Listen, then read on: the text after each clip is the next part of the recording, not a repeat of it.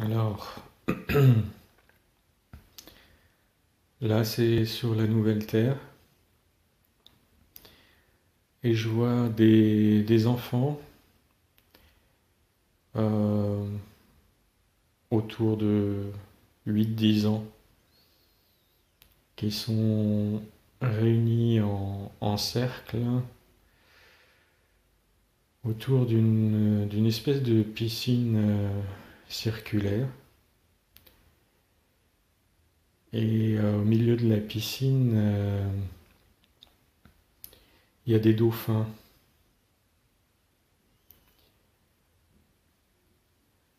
Alors ils sont pas captifs, hein. C'est pas, euh, c'est pas des dauphins.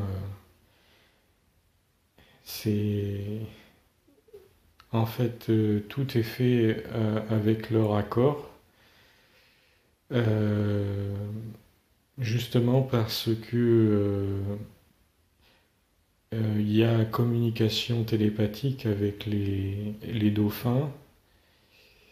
Et cet endroit, en fait, c'est un endroit pour développer ses capacités d'interaction télépathique avec les dauphins pour les enfants. C'est un peu comme une classe, un cours de télépathie.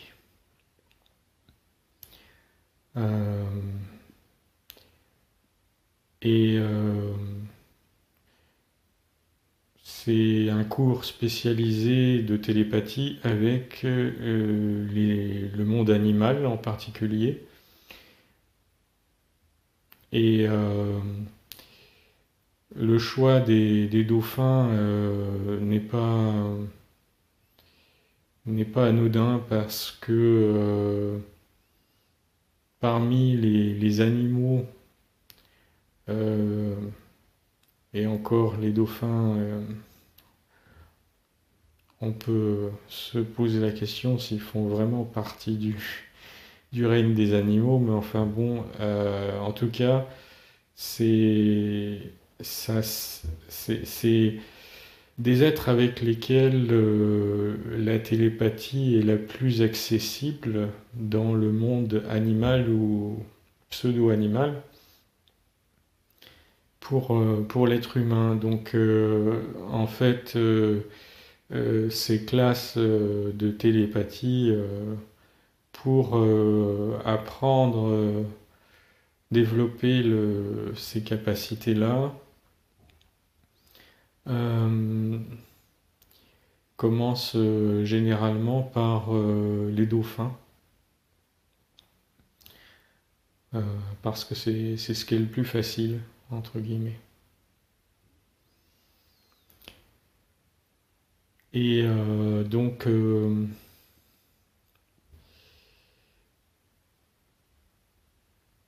c'est comme un échange. euh, je vois un groupe de 2 ou 3 enfants parmi le cercle qu'ils font tout autour de la piscine, là, qui envoient une pensée comme une question, on va dire, à- aux dauphins. Il y en a 2 ou 3 qui sont au milieu de la piscine. Les dauphins renvoient la réponse et c'est un entraînement. Donc ceux qui sont euh, juste à côté du groupe des 3 enfants, il y a 3 autres enfants qui, eux, reçoivent, enfin, se connectent pour recevoir le message et ensuite ils l'expriment. Alors, des 3, chacun à sa façon. Et donc, il y a le message global qui ressort. Et ensuite de ça, ils envoient, ces 3-là, ils envoient à nouveau une question aux dauphins. Les dauphins en renvoient la réponse et c'est à nouveau les, les enfants qui sont encore à côté, 3 autres enfants encore qui reçoivent la réponse et ainsi de suite. Comme ça tourne tout autour du cercle. Et, euh, et donc à chaque fois, en fait, c'est plus efficace d'envoyer une question à 3 plutôt qu'à un et de recevoir la réponse globalement à 3 plutôt qu'à un. Donc c'est une façon pour commencer entre guillemets en douceur. Et donc c'est vraiment pour apprendre, comme commencer à interagir avec le monde animal. Et donc ça fait le tour comme ça des enfants plusieurs fois, hein, et en même temps cette interaction, cette conversation, elle est enregistrée. Et puis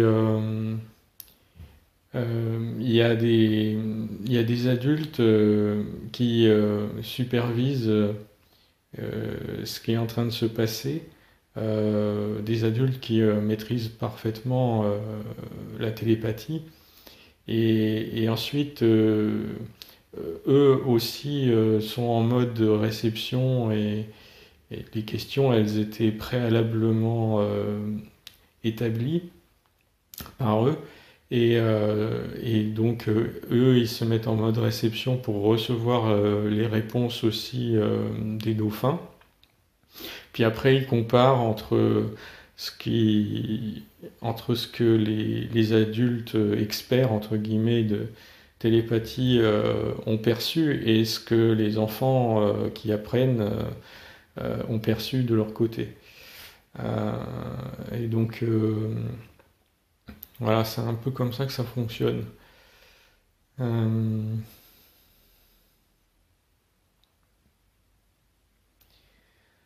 alors, il y a aussi des cours de télépathie avec les plantes. C'est surtout avec des arbres. Et là, je vois des enfants, à nouveau, qui sont assis en cercle, hein, tout autour d'un arbre, en pleine forêt. C'est un gros arbre, hein, c'est vraiment parmi des arbres très très grands. Et donc c'est un assez grand cercle, hein, je dirais. Il y a peut-être une trentaine d'enfants qui font le tour le tour de l'arbre, assis par terre. Et en fait, c'est un peu le même principe. Donc là, il y a aussi des adultes qui supervisent l'apprentissage de la même façon qu'avec les dauphins. Donc c'est le même principe, il y a un échange des questions-réponses par groupe de trois, et les experts adultes qui comparent avec eux ce qu'ils ont perçu comme réponse. Euh, et le choix d'un gros arbre plutôt qu'une autre plante, c'est pareil, n'est pas anodin. Euh, c'est apparemment plus facile de faire cette télépathie avec, avec des arbres plutôt qu'avec d'autres plantes.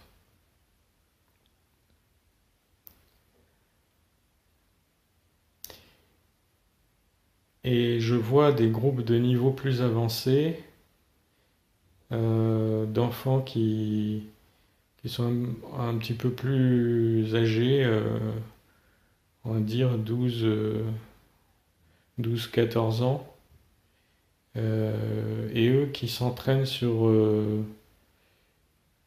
avec des êtres, des animaux ou des plantes qui sont moins faciles d'accès en termes de télépathie. Euh,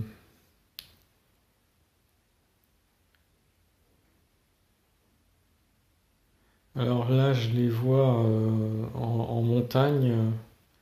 Ils sont assis sur des rochers. Je me demande avec quoi ils interagissent là. J'ai l'impression que c'est avec des lichens. Wow. Des lichens qui sont sur les rochers de la montagne. Alors je me demande bien qu'est-ce que ça peut être comme question. Euh, apparemment, les questions sont adaptées en fonction des êtres. Donc ceux qui préparent le cours, entre guillemets, les adultes experts, là, ils choisissent les questions, mais ils prennent pas n'importe quelle question. Il y a des questions qui vont être plus appropriées pour tel type d'être. Et en fonction de l'état de conscience de ces êtres. Et c'est pas, ça peut être des questions qui sont verbalisables, mais ça peut aussi être des questions, par exemple, sur le mode symbolique ou sur le mode émotionnel ou sur des modes énergétiques, comme des espèces de codes énergétiques. Donc c'est pas forcément des questions de nature verbale. Et là, je regarde ce qui se passe avec les lichens. Je vois des échanges énergétiques. C'est pas une interaction télépathique de nature verbale. Je vois comme un espèce de morse énergétique avec des impulsions énergétiques et puis des silences énergétiques. Alors, ouais, c'est déjà un niveau plus avancé de télépathie.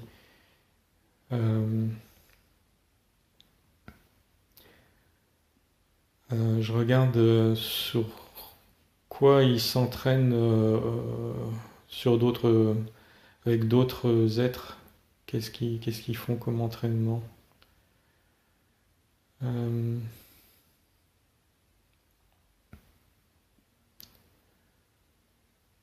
ah, oula, d'accord. Là, j'en vois, c'est parmi ceux qui sont encore plus avancés. Je dirais, ils sont 14, 16 ans, quelque chose comme ça.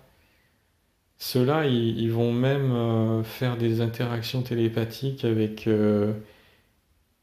la croûte terrestre, euh, avec les failles telluriques,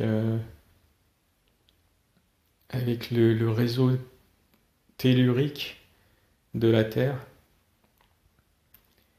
Euh, Ça se rapproche d'une interaction avec Gaïa, en fait, hein. Mais c'est pas exactement ça. C'est plus spécialisé. Euh, et ce qu'on me dit, c'est que c'est plus facile de se connecter en télépathie avec Gaïa globalement que de se connecter à, à la, comment dire, à la roche, à la structure de la croûte terrestre avec ses composantes énergétiques. C'est plus délicat. Et ça se fait beaucoup plus localement. C'est pas, euh, c'est- Ils se connectent pas, ce groupe de jeunes, là, c'est des adolescents, quoi. Ils se connectent pas à la croûte terrestre de l'ensemble de la Terre. Ils se connectent à la croûte terrestre localement ouais, je vais dire la, sur pas plus que 5 kilomètres à la ronde, quoi. Euh, Par exemple, comme là, ils étaient dans une zone de montagne, ben, ils peuvent se focaliser sur la croûte qui est, euh, qui est en dessous de la montagne qui sont sur laquelle ils sont, quoi. Et alors je regarde un peu la nature des interactions. Euh, Là aussi, c'est d'ordre énergétique.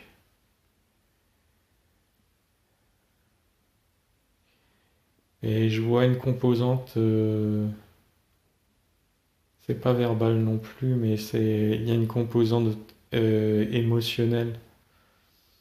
C'est comme si, c'est comme s'il y avait des ressentis, hein, des échanges de sentiments, de ressentis, de perceptions d'ordre émotionnel. C'est plus subtil, c'est,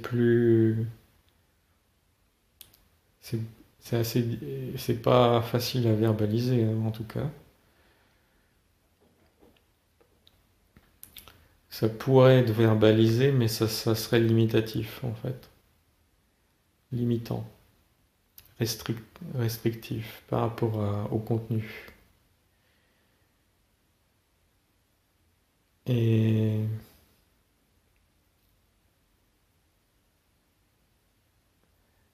alors, maintenant, je vois le monde des oiseaux. Euh, hmm,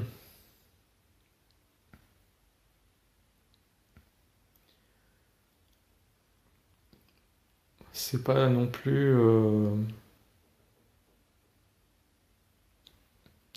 très facile, les oiseaux.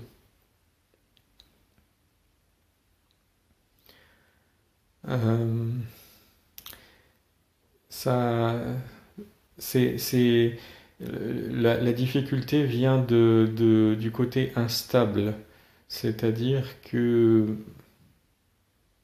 bah, c'est un peu c'est un corrélat, hein, un petit peu du comportement qu'on voit de la plupart des oiseaux. Beaucoup d'oiseaux, ils ont des mouvements très rapides, ils se déplacent très vite. Euh, mais c'est pas que le comportement extérieur, c'est aussi dans ce qui passe dans leur conscience, ça fluctue très très rapidement. Et le fait que ça fluctue très rapidement, c'est comme si l'être humain avait du mal à se caler sur le rythme un peu trop rapide des fois de l'oiseau. Et c'est comme si il y avait dans l'apprentissage pour cette interaction-là, entre l'homme et l'oiseau, il y avait comme un réglage, un ajustement temporel euh, pour que ça puisse être fluide comme interaction.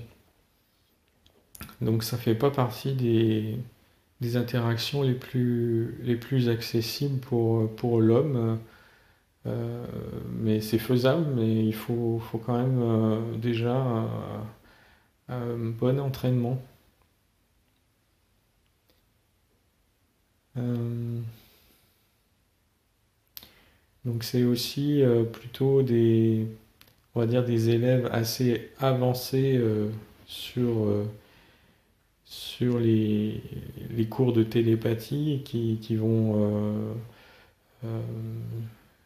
euh, s'entraîner avec des oiseaux. Alors je parle pas des oiseaux domestiques, hein. Je parle vraiment des oiseaux sauvages. Euh, et pas tous les oiseaux, c'est plutôt les oiseaux, des petits oiseaux, ceux qui ceux qu'on voit qui ont vraiment des comportements très rapides, très speed, entre guillemets. Euh,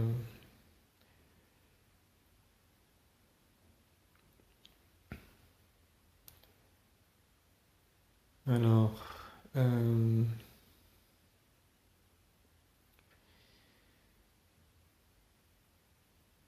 maintenant je reviens sur des êtres avec lesquels la télépathie est relativement est plus accessible. Et là, ce que je vois, c'est des chevaux. Avec les chevaux, même les chevaux sauvages, c'est pas aussi facile qu'avec les dauphins, mais c'est pas loin d'être aussi facile, quoi. Donc il y a aussi des enfants, on va dire en début de carrière, d'apprentissage télépathique, qui vont aller s'entraîner avec des chevaux, par exemple. Je dis par exemple parce qu'il y en a d'autres animaux comme ça, dans des mammifères avec lesquels c'est relativement facile.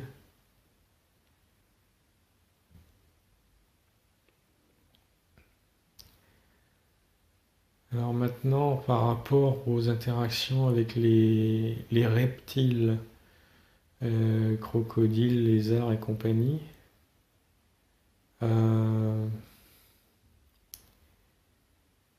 alors là, c'est moins évident. C'est moins évident. Euh,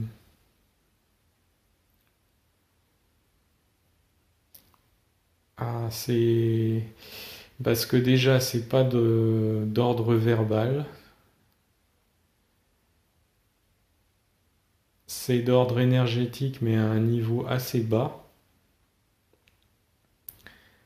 Donc, c'est comme si l'homme, il fallait. Là, tout à l'heure, je parlais d'adaptation sur le mode temporel. Ben là, il y a une adaptation sur le mode énergétique. C'est comme si il fallait réduire le niveau énergétique des émissions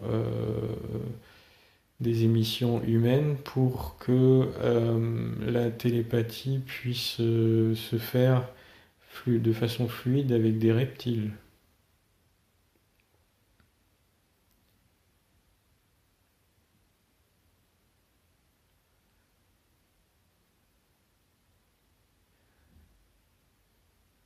Euh, alors sinon, bon, bah, ça c'est les cours, c'est les techniques, hein. Puis ensuite, il y a dans la vie de tous les jours des adultes de la nouvelle Terre, il y a, euh, il y a beaucoup de... C'est fréquent en tout cas, des, des adultes qui vont, comme nous on fait de temps en temps facilement une méditation, eux ils vont facilement entrer en télépathie, en relation télépathique avec Gaïa, par exemple. Ça, c'est entre guillemets le grand classique. Ce qu'ils font très souvent aussi, c'est au lieu de prendre un portail et puis d'aller interagir sur une autre planète, ils se déplacent pas forcément. Entre guillemets, ça remplace le téléphone. Ils vont aller faire une interaction télépathique assez fréquemment avec des êtres sur d'autres planètes, en général des êtres avancés, plutôt humanoïdes, euh, ou des êtres humains sur d'autres planètes, et sans se déplacer physiquement, quoi. Et sans nécessairement faire une projection de conscience, hein. C'est-à-dire qu'ils restent, ils ont simplement le mode télépathique. Et ça, c'est vraiment, c'est commun, quoi. C'est ordinaire. Ça ne surprend plus personne, hein.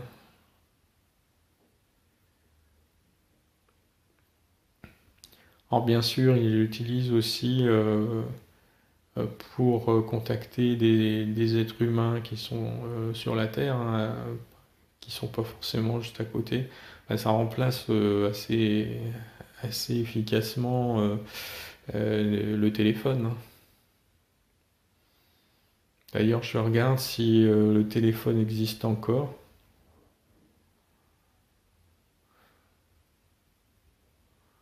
Bon, il y a quelque chose qui ressemble à oui, des ordinateurs qui permettent une conversation vidéo, mais plus avancée que les conversations vidéo telles qu'on peut les faire actuellement, parce que en fait,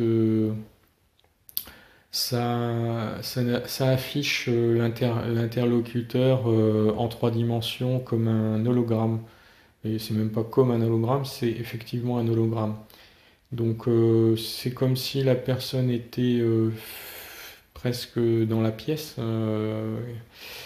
Alors ben ils ont ces techniques-là, mais ils n'utilisent pas forcément systématiquement parce que justement la télépathie, ben, en général ça marche très bien, donc ils n'ont pas forcément besoin de faire appel à ces techniques artificielles, on va dire. Mais bon, des fois, c'est un peu aussi pour changer. Puis aussi, bah là, ils ont une vision de la personne comme si elle était devant elle, quoi. Donc, ça a un certain avantage, mais c'est pas vraiment indispensable, quoi. Et par exemple, quand ils sont pas chez eux, s'ils sont en pleine nature, bah, ils vont pas se déplacer avec ce système artificiel, donc ils vont faire plutôt appel à leur capacité télépathique. Il y a quand même il y a une espèce d'harmonie entre le high-tech et puis le naturel. Il y a un équilibre qui s'est trouvé au fil du temps entre ces deux aspects-là de la vie. Il n'y a pas un rejet de,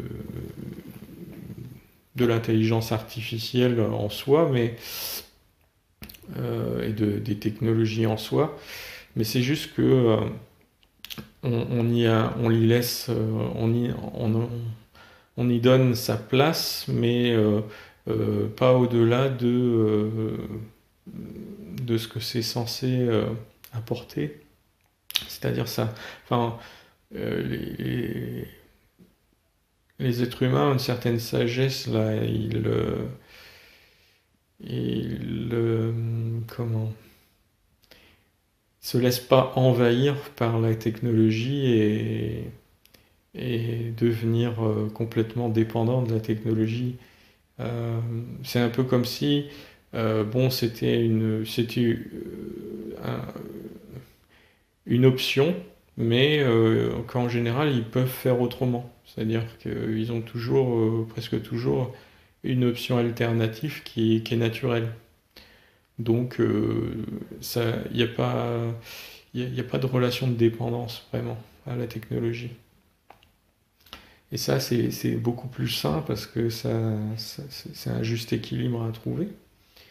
Et c'est pas nécessairement faire la guerre à la technologie et vouloir du naturel à tout prix, mais c'est trouver un juste, un juste équilibre. Euh,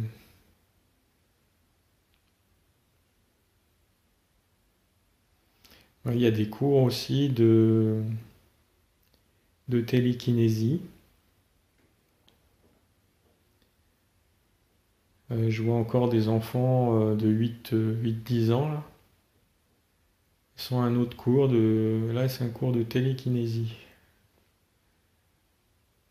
Alors, pareil, ils sont en cercle, sont assis par terre en cercle. Et là, ils sont, je dirais, c'est pareil, c'est des cercles où ils sont à peu près une trentaine. Et ils commencent par à tous, c'est-à-dire quand ils se focalisent tous, les 30 là, enfin s'ils sont 30, c'est pas exactement 30, mais la trentaine qui sont, se focalisent sur un point au milieu du cercle. C'est un tout petit objet qui est léger et qui peut se déplacer.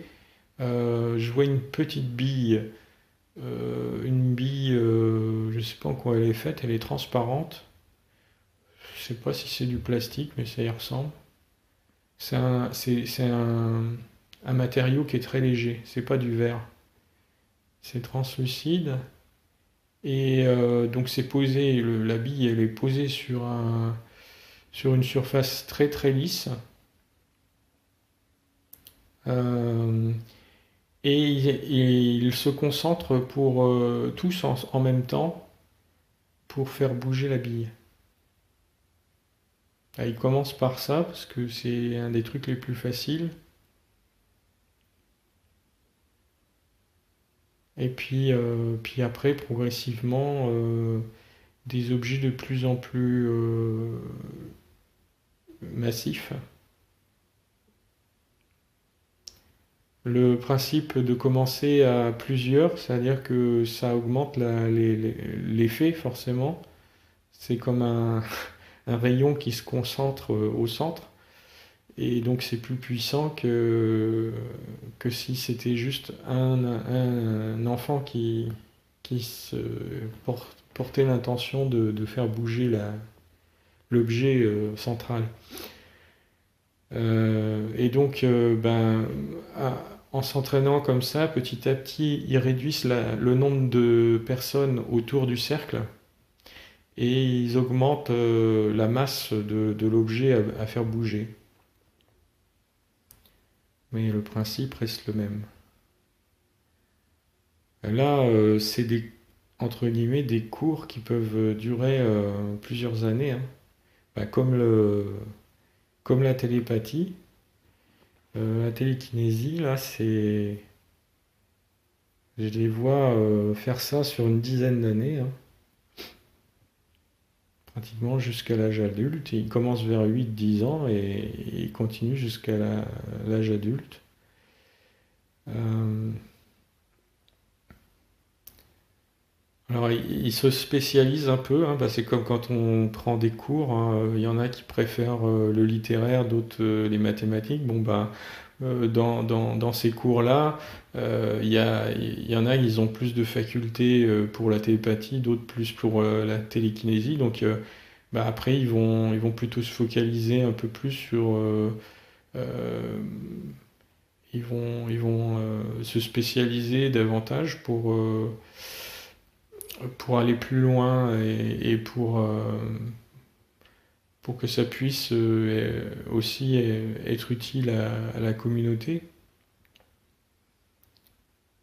Quand ils arrivent à un certain niveau, ça sort de la norme. Et là, ils sont capables de faire des choses qui sont tout à fait exceptionnelles. Et là, quand je parlais de la télépathie, que c'était banal sur la nouvelle Terre, mais c'est pas la télépathie, ça dépend de laquelle, avec quoi. Il y a certaines télépathies qui sont plus exceptionnelles.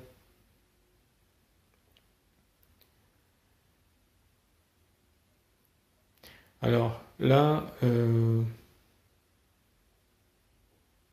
je recherche un cas particulièrement difficile, où il y en a peu qui arrivent jusqu'à ce niveau-là, hein, que ce sont uniquement des personnes qui ont des facultés particulièrement grandes et qui les ont vraiment bien travaillées pour arriver à ça.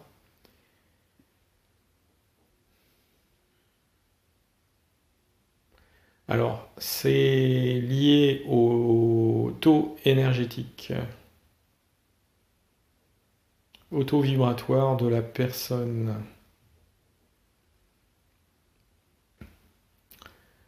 Donc déjà, c'est un prérequis, c'est-à-dire que tout le monde n'arrive pas forcément à atteindre ce taux vibratoire. Et pour certaines télépathies, il est nécessaire d'atteindre un certain niveau vibratoire pour que ce soit possible. Parce que ceux avec quoi ils entrent en interaction, euh, c'est des êtres qui vibrent à des niveaux très élevés.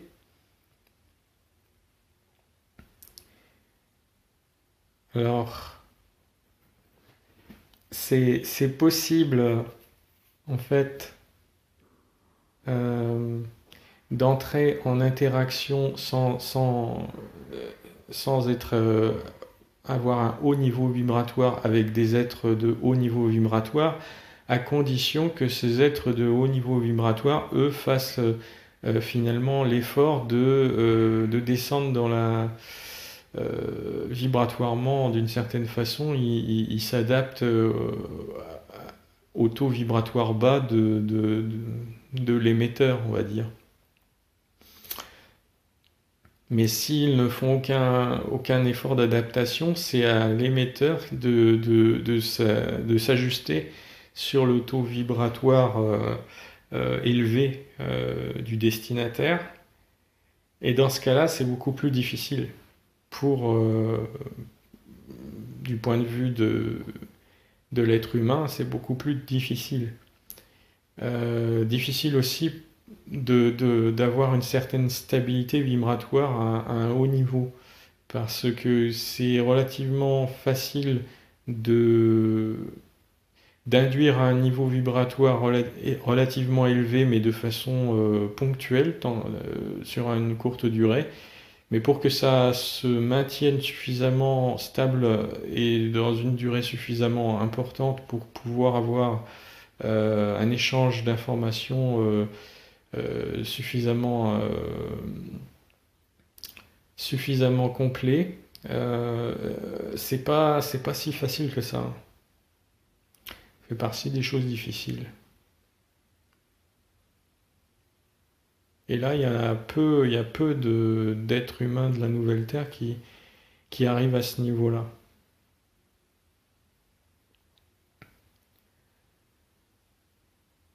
Euh, alors du côté de la télékinésie, c'est pareil, il y en a quelques-uns qui arrivent à des niveaux assez impressionnants.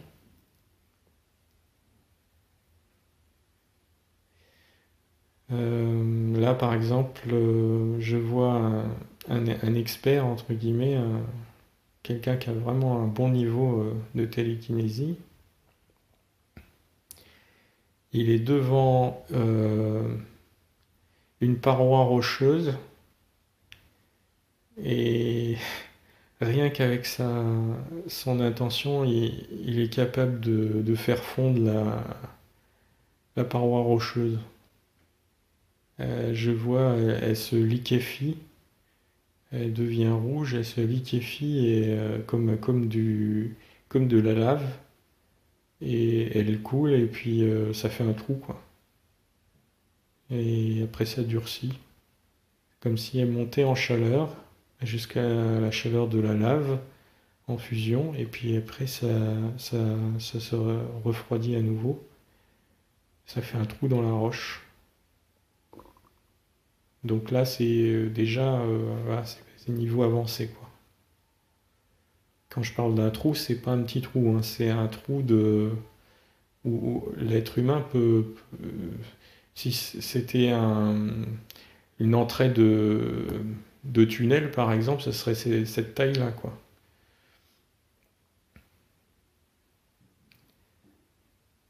Voilà. Euh, ben, je vais arrêter pour cette fois-ci.